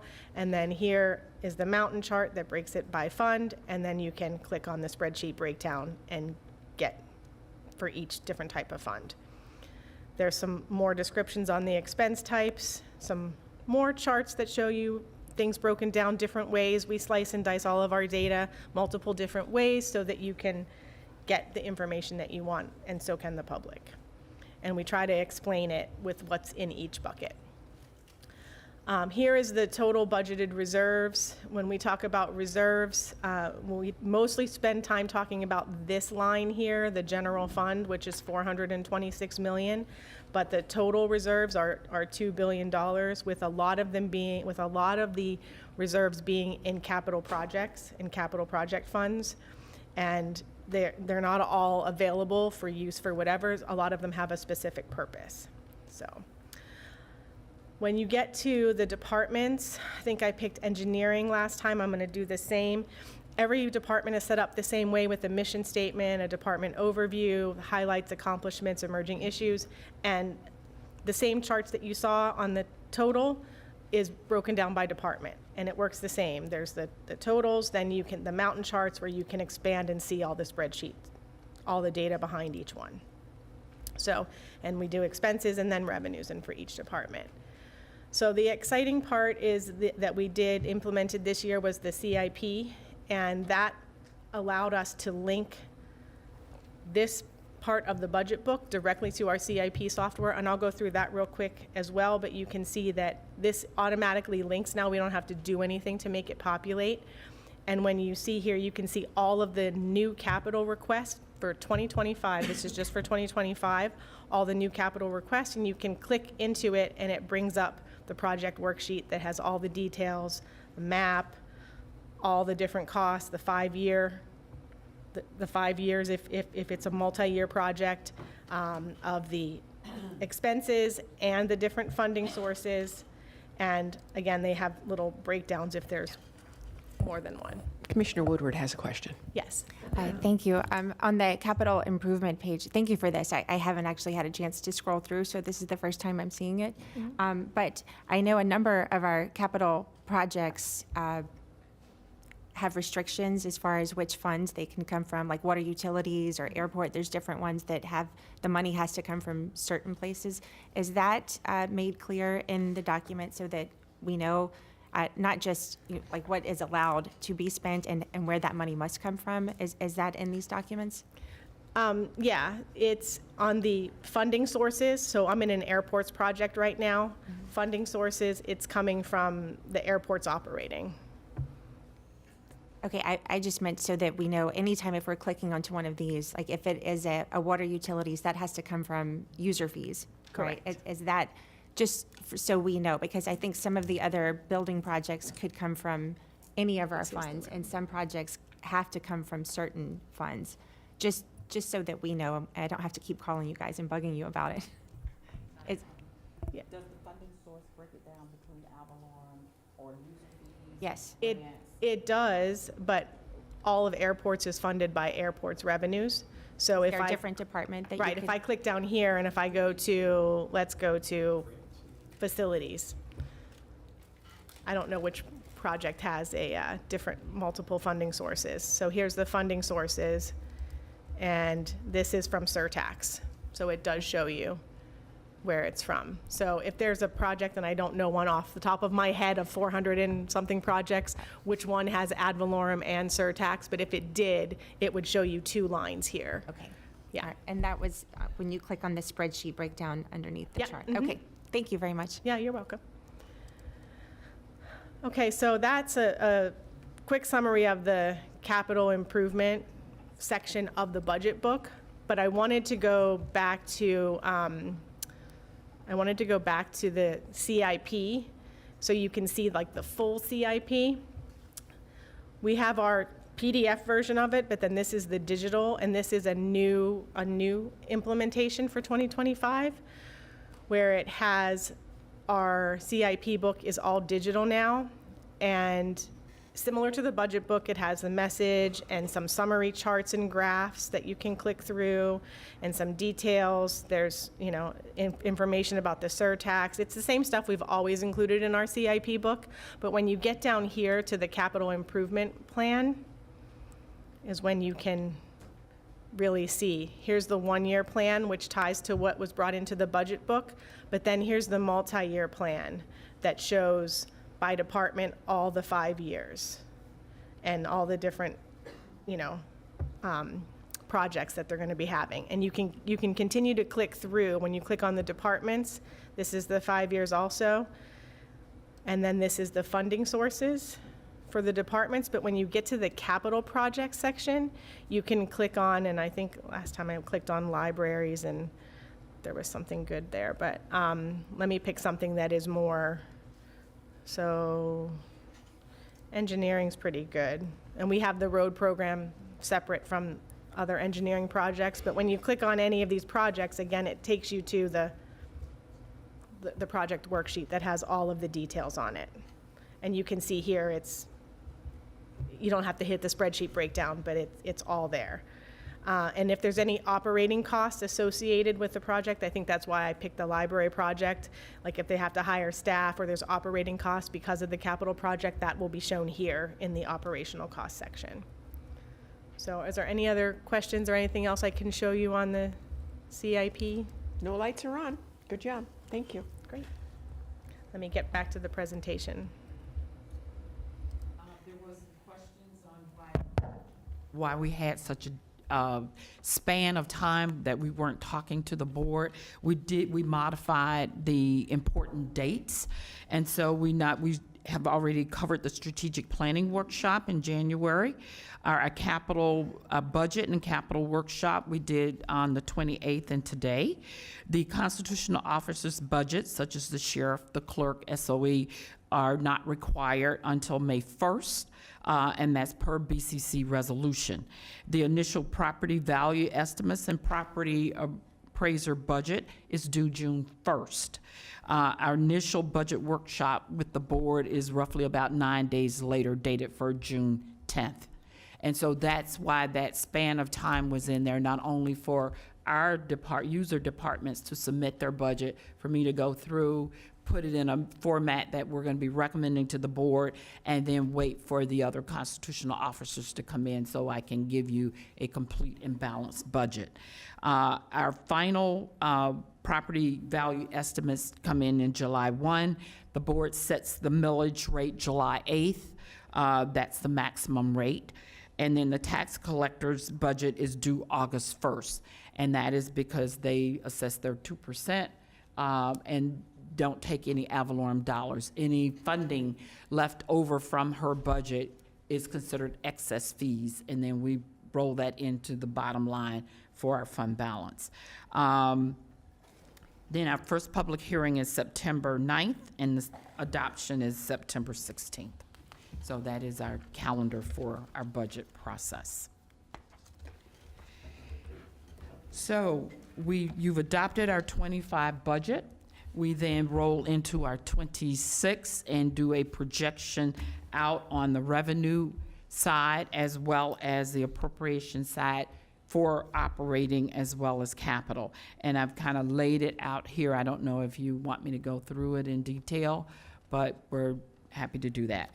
I think for our ad valorem, we based it upon the current millage rate of 4.5 and did our projections out, and we actually looked at our projection as we move into the future. Our property value adjustment is 6%, and then that's for the revenue side, and then we just do projections for our major revenue, sheriff, and all of this can, again, is our best estimate at the time that we're going to submit it to you. We may get more information, or we may not have such good news, and then we'll have to come back and adjust the budget once you adopt it. This also includes our sheriff, our BCC departments, other constitutional officers, judicial, capital, reserves, and debt service. We have a projected millage rate, and whenever you go back to look at our budget projections at this time, you will see that we may be projecting shortfalls or not. And so once we get the appropriate revenue projections in from the property appraiser and you approve it, then we have a balanced budget and we'll know exactly what our deficits would be. What's not included in this projection are the POTUS security cost. That is not included in here. So as we continue to move on, and we will, when we prepare the 2026 budget, we will have a better idea of what Congress is going to do, whether they will be reimbursed for some of the preliminary costs associated with the president or not, and move forward. I know that there were some questions as far as the federal government and whether grants will be approved or not, or suspended. Right now, we're operating as though the grants will remain in place. We are diligently monitoring. We are working on a Plan B in case grants are suspended or eliminated totally. And so that is something that we will be coming back to the board with when that occurs. But right now, we're being told to pretty much stand down, so we're just moving forward with the grants that are in place. Historically, reimbursements have been received for our expenditures for POTUS. As I stated earlier today, we believe that hopefully we will get reimbursed. It'll just be a year later. So we'll put out the money, will be hopefully reimbursed. But that's with most of our grants. We have to put out the funding first and then be reimbursed by the granting agencies. Also, as a number of you know, the Lord's Place added a new program. They requested $750,000 from us after the budget had been put together. The board was presented to the board. The board did not tell us to move forward. I do know that they're still looking for assistance, and this is with our unsheltered. They provide day services at their facility. We are not recommending $750,000. I know that they will be coming back to us again to request additional funding for next fiscal year. We have not received that request for next fiscal year. It was only for this fiscal year, which we did not fund. And so that is something that we will be bringing forth for your consideration. And I think I went over our projections for budget assumptions, which was 6% property value increases based upon property appraiser, but we'll have a better information come June 1st. We're recommending, again, 6% across the board pay increases to maintain competitive salaries and to maintain the employees, excellent employees that we currently have, and to attract and fill other vacancies. We're also considering issuing additional non-ad valorem bonds for capital projects submitted to you for your consideration for animal care and control, South County Administrative Complex, and the Airport Center new building. And that is my summarized presentation of the budget. Here to answer any questions that the board may have. Commissioner Sacks. Well, thank you for that presentation. It was well done. I have a question. One of the priorities that we have is housing, and I didn't see any budget projections for that. In fact, I didn't see anything for housing the homeless. What do you suggest? Well, we currently have it as part of the summarized information. It includes our Housing and Economic Development Department funding coming in from HUD. We're projecting we're going to receive about the same or a little bit more. You have allowed us to put into our budget through HIP, which is our Avalon-funded housing initiative program. So we will be putting dollars in there for your consideration. We also have funding where our entities have, our developers have bought out of, which we don't no longer allow them to do, but just in case we made that agreement before, any funding coming in will also go into the appropriate fund and unit for housing. So that is a part of your strategic priorities, and as I stated, budgets will be developed by departments and put into these appropriate buckets. So we definitely will be bringing housing back to you, and the bond dollars and what's left of bond dollars and the direction that you have already given us on moving forward with dispensing of those funds. I understand that there's two different housing buckets. That is correct. The bucket I'm looking for Which is bucket? the bucket for the homeless or The unsheltered. unsheltered. So, not right now, but at some point, if you could, to the board, give us a presentation of what we are doing as we are meeting the statutory requirements, which went into effect October 1st and then enforcement January 1st, as well as for the United States Supreme Court decision on lands grant. So I'm looking for that bucket. We could, if you could, not now, Okay. but at some point to the board, it's very important.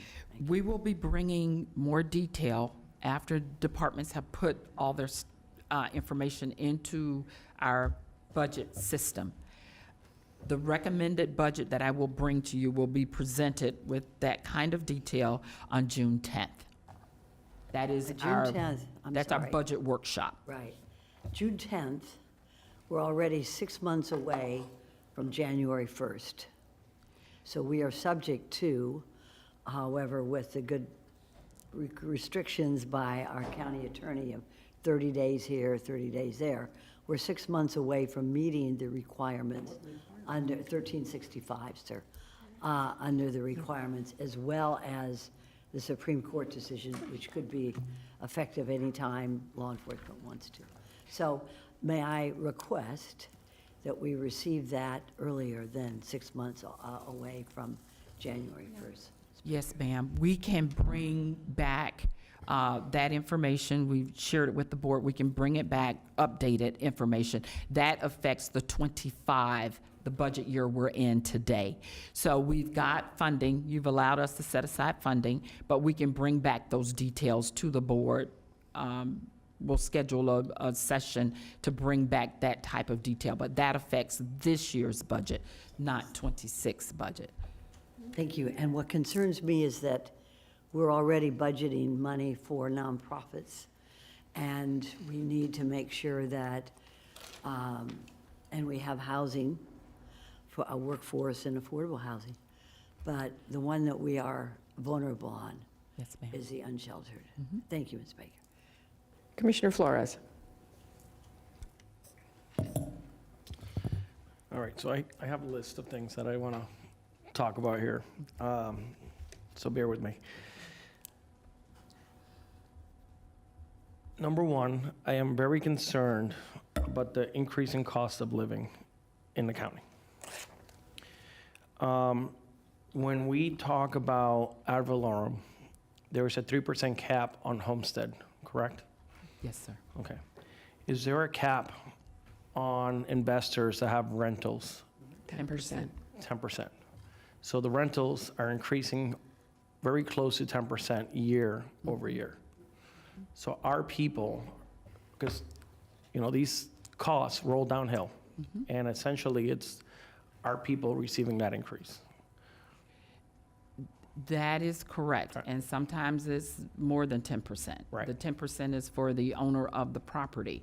If it is designated as affordable housing or received any funding from HUD, it follows the HUD guidelines or CHIP, I want to say, I hope staff is in the back, and CHIP. And so it follows their guidelines on how much that owner of rental property can increase the rents.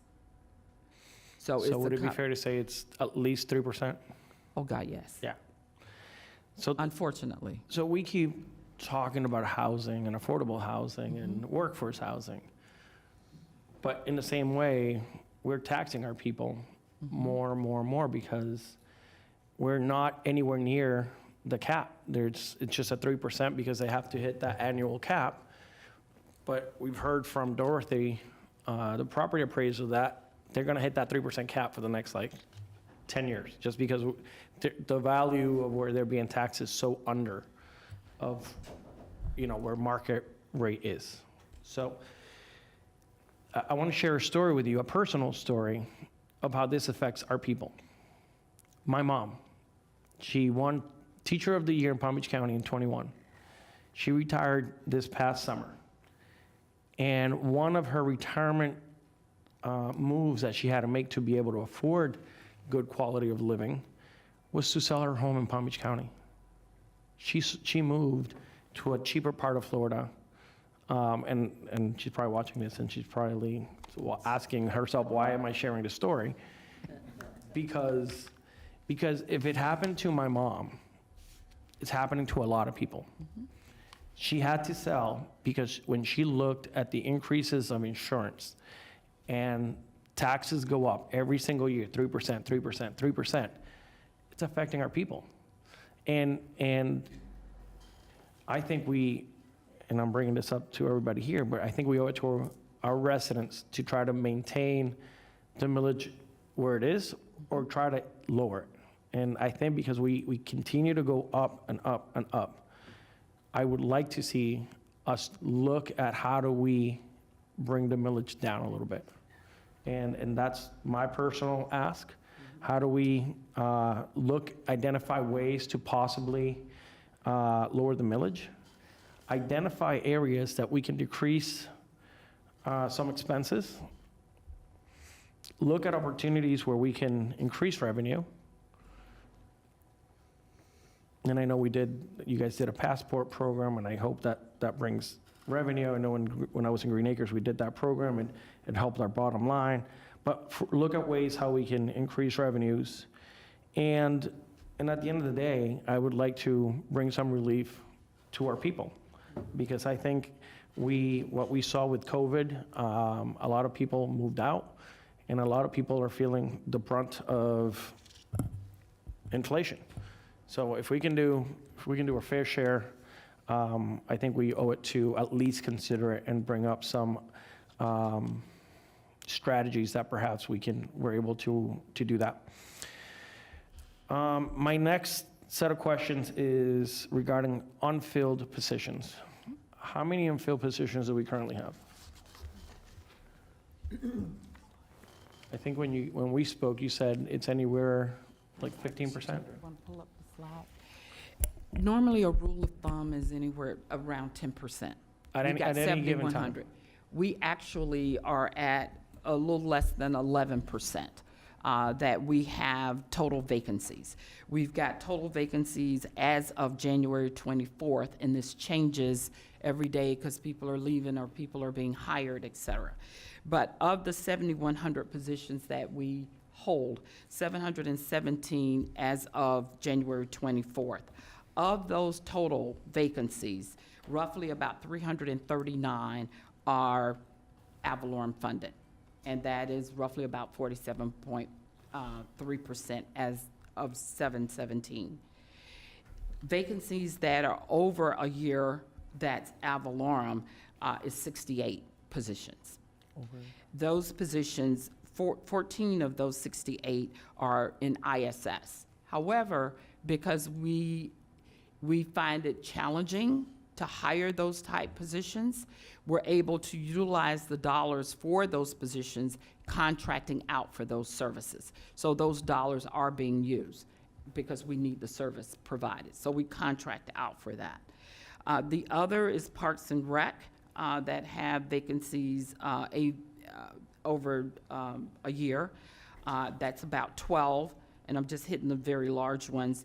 Facilities and Development and Operations is 14 as of January 24th. Engineering is about 10. So we have 68 positions that's been vacant, for a year. To break that down even further, for our bargaining units, we have to abide by the contracts. And so we can't just eliminate positions based upon those contracts. However, of those that are not union Avalon-funded vacancies, of those, 48 are remaining. And again, 14 of those 48 are ISS, and the others are with Parks and Rec at 8, Planning Zoning at 7. So it's not a significant number of vacancies that we're holding. Normally, it's anywhere between, the 10%. And that's normal. For private sector, public sector, it's just normal.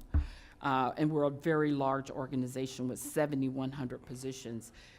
We're always trying to fill them because we still have to carry the workload. And so therefore, the people that are there working, we try to work as smart as we can, constantly looking for remedies when it comes to IT and assisting. But there are vacancies that we have, but we're looking to try to fill them. When budget requests come in for additional positions, I actually look at what's been vacant. How long has it been vacant? Do you really need them? So I go through this process with staff as well. So you said that we contract out contractors to provide the services. For ISS, for those vacant positions that we have not been able to fill. Right. Because those are still services we need. Right. So what happens with the 717 positions translate into roughly how much money? This is a ballpark. We talking $1 million? Oh, yeah, absolutely. But please keep in mind, of that 717, 114 are water utilities. A significant number of the planning, zoning, and building are building. So those dollars are restricted for specific uses, and we can't utilize them. Airports is 16 of that 717. So if we are looking at, can we make that a little bigger? No? We can provide this to you as of a more current date. So actually what you're saying is those are not funded with ad valorem tax That is dollars. correct. And we're restricted on what we can do with those dollars. However, when positions are vacant and they're not filled during the year and they're funded through ad valorem or any of the other fees, those dollars remain in personal services. They cannot be used for anything else unless they get special permission to use it for an unforeseen circumstance. But normally, they stay within personal service. At the end of the year, if it's not spent, it falls to the bottom line and it goes into our fund balance to help us with the next year's budget. I think that's where I was going. What happens with these funds when they're not being used? They go into reserves at the end of the year? Yes, sir. They fall to the bottom line. They help us with the budget the next year. And then what we don't allocate goes into the reserve. Okay. And my last questions have to do with, I guess, something I found out very recently was that when I asked regarding performance evaluations for managers and directors, we don't do that right now. Is that correct? That is correct. And has that always been a practice? When I first started with the county, we did receive evaluation performances. There were issues. We ended up in a lawsuit that reflected someone was an excellent employee, and we ended up paying.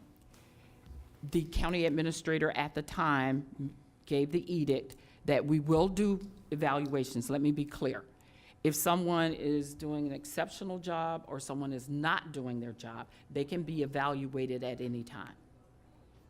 But to just do a blanket across the board, we have not done that in decades.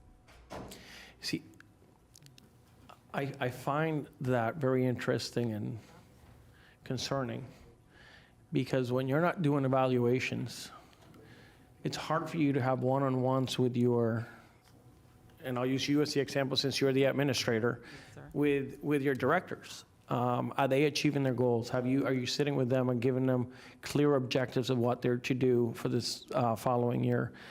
And when we look at efficiencies, I think that's one of the metrics that is used. It's sitting down with your staff, identifying objectives, making sure that they're doing what they're supposed to do, and sitting down at the end of the year, usually at least once a year, you sit down with them and you say, hey, you did a good job, you met all your needs, and then we assign your basically people's raises based on performance. And when we go the other way, when we just simply put people on performance measures because they're not meeting their objectives, I think it also sends a mixed signal that we're only gonna sit down with you if you're not doing a good job.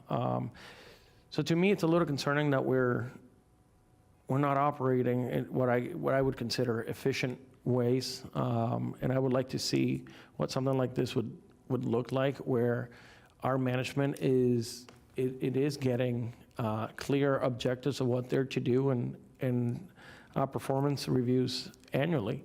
And at the end of the day, if they're meeting their objective, they get their raise like everybody else. But for people that are not performing up to standard, I don't think it's fair for them to be receiving the same raise as a outstanding employee. So these are just some things that I'm a little concerned. And I'm not concerned with anybody but management and directors. This is one opinion. There's 7 others in this board. So that's just some of the thoughts that I had as we're going through this budget process. Thank you. Thank you, and let me remind everyone that we have an 11:30 stop, so. May I Sure. Just quickly, I do meet with my directors. I don't think there's one in here that will tell you I'm not clear on directions when I'm requesting that they do certain activities. Their budgets, when we do sit down, we're looking at performance standards. I created a strategic planning division just to do metrics, so that when I'm coming to you or when I'm reviewing their budget, how have we done? Did we meet all of our goals? Did we give you the tools that you need to do your job? I think that is a key component as well, because if I don't give them the tools that they need or the latitude to do their job, then that presents a problem.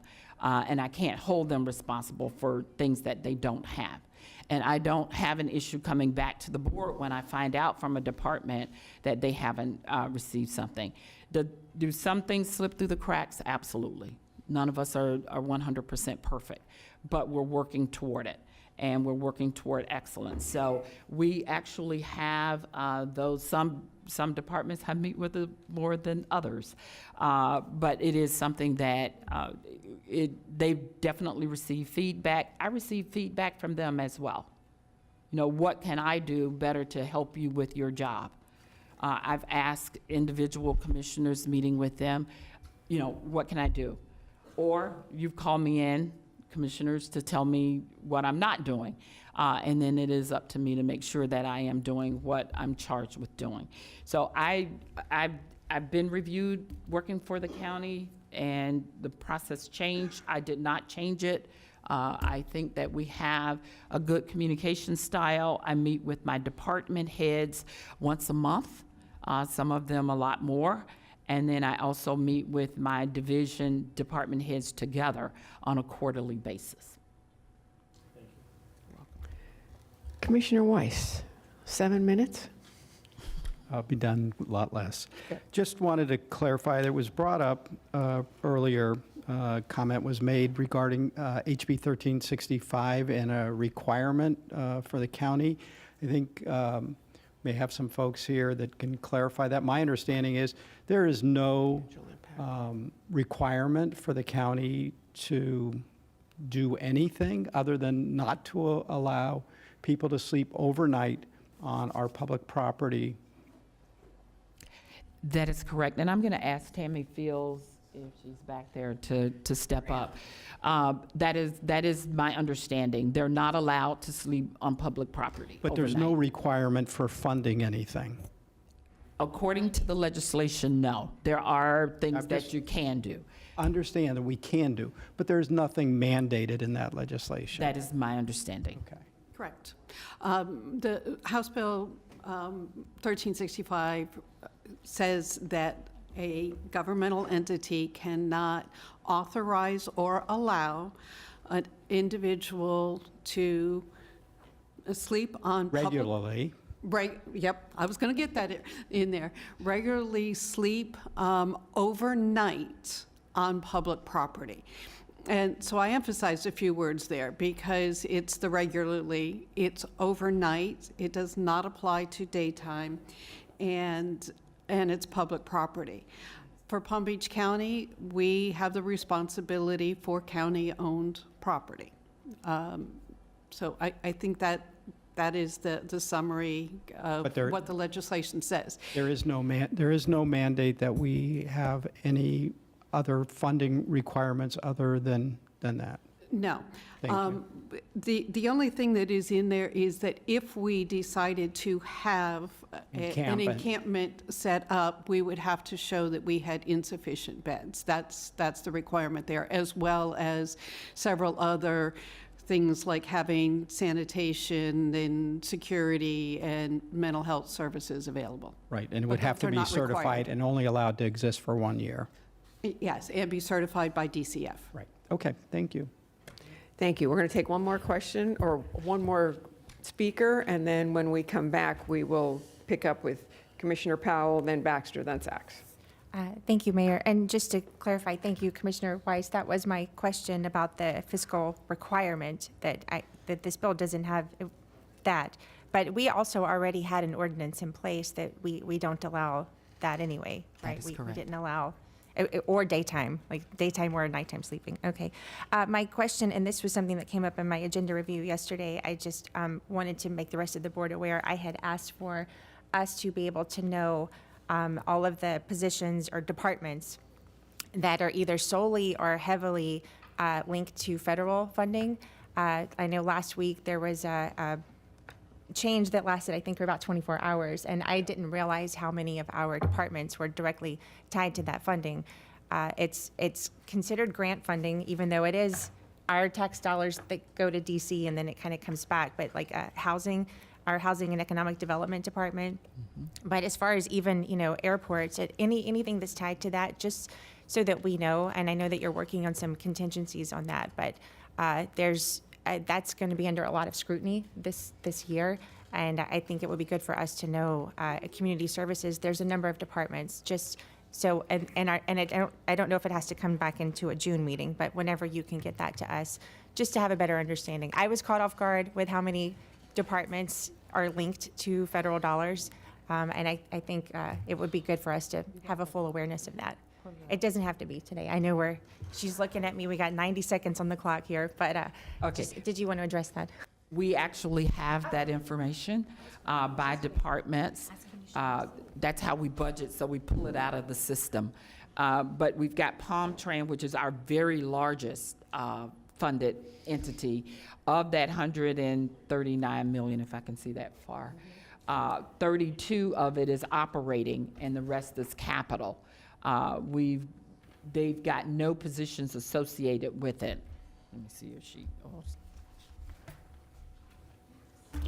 And I will evaluate Sherry based upon this tiny font that she has on the sheet. But HED So this is my evaluation for tiny font. But the HED is the next, thank you, is the next department that's large, airports, community services. Those are the big ticket items. Engineering, WUD. PBSO received roughly about 12.8 million, and then general government is about 11.1. That's part of our current budget. Fire Rescue received about 9. We will provide this information to you. I was talking to staff like very early this morning, making sure we had all of this pulled together. So of that $356.6 million we receive in grants, 86 million is operating.